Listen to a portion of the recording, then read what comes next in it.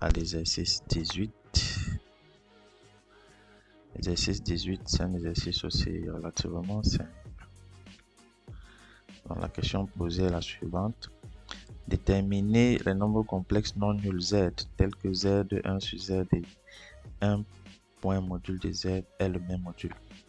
Donc, la question est posée, c'est simple. On dit déterminer tous les nombres complexes. Déterminer tous les nombres complexes z tels que module de z soit égal à module de 1 sur z soit égal à module de 1 moins z. Donc, on va commencer par la première partie de l'inégalité. Première partie de l'inégalité, c'est module de z égale à module de 1 sur z. Cette inégalité implique quoi? Ça implique que module de z au carré égale à 1, c'est-à-dire que module de z égale à 1. Si le module de z égale à 1, ça veut dire que z s'écrit sous la forme exponentielle de i alpha. Très bien. Donc, z c'est sous la forme exponentielle de i alpha. Maintenant, si je prends la deuxième inégalité, parce que ceci veut dire deux choses. Ceci veut dire module de z égale à module de 1 sur z et aussi module de z égale à module de 1 moins z. Donc, cette première relation-ci nous permet d'avoir cette écriture. Maintenant, la deuxième relation que voici, on va voir module de z égale à module de 1 moins z. Ça entraîne alors z, on a trouvé que z c'est exponentielle de i alpha égale à module de 1 moins exponentielle de i alpha. C'est-à-dire 1 égale à, alors cette quantité-ci égale à 1. 1 égale à module de 1 moins exponentielle de i alpha. Et 1 moins exponentielle de i alpha, on peut calculer son module. 1 moins exponentielle de i alpha, c'est égal à exponentielle de i alpha sur 2 exponentielle de i alpha sur 2 fois exponentielle de moins i alpha sur 2 moins exponentielle de i alpha sur 2 fois exponentielle de i alpha sur 2. Ça, c'est la factorisation par la moitié des angles. Donc, ça va donner exponentielle de i alpha sur 2 tout multiplié par exponentielle de moins i alpha sur 2 moins exponentielle de i alpha sur 2. D'après la formule d'Euler, cette quantité-ci, c'est moins 2i sinus de alpha sur 2. Donc, en fin de compte, 1 moins exponentielle de i alpha est égal à moins 2i sinus de alpha sur 2 exponentielle de i alpha sur 2. Donc, si on résout dans module de 1 moins exponentielle de i alpha égale à 1, qu'est-ce qu'on trouve? On trouve le module de moins 2i sinus alpha sur 2 exponentielle de i alpha sur 2 égale à 1. Alors, si on sépare, ça va faire module de moins 2i fois voilà celui de sinus de alpha sur 2 fois module d'exponentielle de i alpha sur 2 égale à 1. Donc, si on fait les calculs, on enlève les modules ici, on va rester avec 2 ici, on va rester avec valable celui de sinus de alpha sur 2 et ici c'est 1, tout ça égale à 1. Donc, qu'est-ce que ça permet d'avoir? Ça permet d'avoir deux équations. Sinus, valable sur le sinus de alpha sur 2 égale à 1 demi. Donc, on a deux équations. Sinus de alpha sur 2 égale à 1 demi ou sinus de alpha sur 2 égale à moins 1 demi. Donc, voilà les deux équations qu'on trouve. On va résoudre ces deux équations pour trouver les valeurs possibles de alpha. Donc, Pour résoudre ça,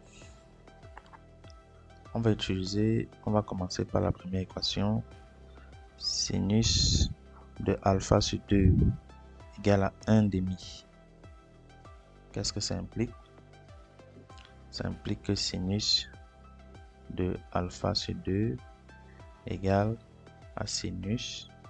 Alors ici, il faut trouver l'angle dont le sinus est égal à 1 demi. Quel est l'angle dont le sinus est égal à 1 demi?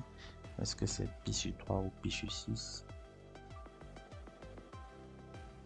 Alors cet angle, c'est pi sur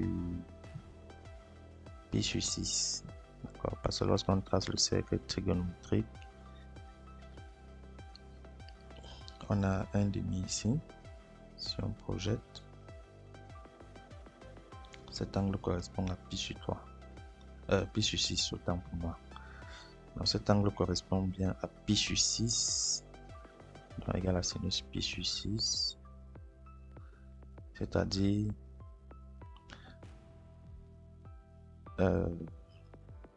alpha sur 2 égale à pi sur 6 plus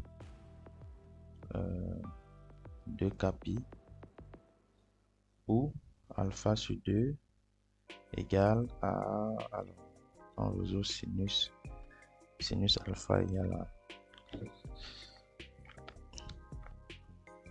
donc on est comme ça, pi sur 6 est là, son sinus est 1 demi, égale à pi moins pi sur 6 plus 2k pi. Très bien. Donc, qu'est-ce qu'on obtient? On obtient alpha égale à pi sur 3 plus 4k pi, ou alpha égale à 5 pi sur 3 plus 4k pi.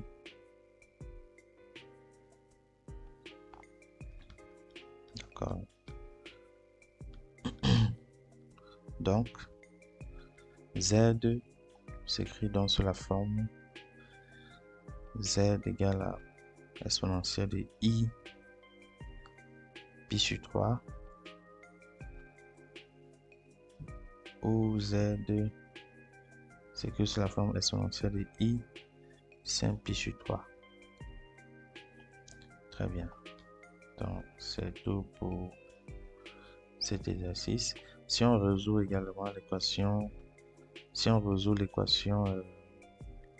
cette équation-ci, sinus alpha égale à moins 1 demi. Moins 1 demi, c'est l'angle dans le sinus, c'est moins 1 demi, c'est moins pi sur 3. On aura alpha sur 2 égale à moins pi sur 3 plus 2k pi, moins pi sur 6 autant pour moi, et l'autre sera alpha sur 2 égale à. Donc on va résoudre ça aussi.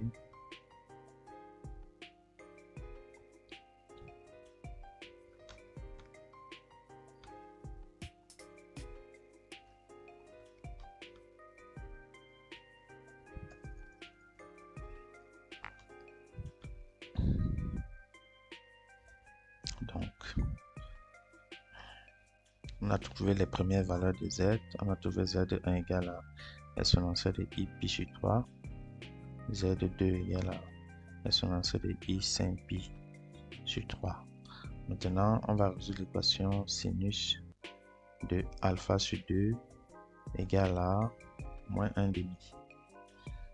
Ça entraîne moins 1 demi, c'est encore le sinus de l'angle. Alors si on trace le cercle trigonométrique, c'est moins 1 demi ici, moins 1 demi, ça correspond à moins pi sur 6. Correspond à moins pi sur 6, donc sinus de moins pi sur 6. Très bien. Donc en résolvant, on a donc alpha sur 2 égale à moins pi sur 6 plus 2k pi, ou alpha sur 2 égale à pi moins pi sur 6. Donc pi plus pi sur 6 plus 2k pi. On trouve alpha égale à moins pi sur 3 plus 4k pi, ou alpha égale à 7 pi sur 3 plus 4k pi.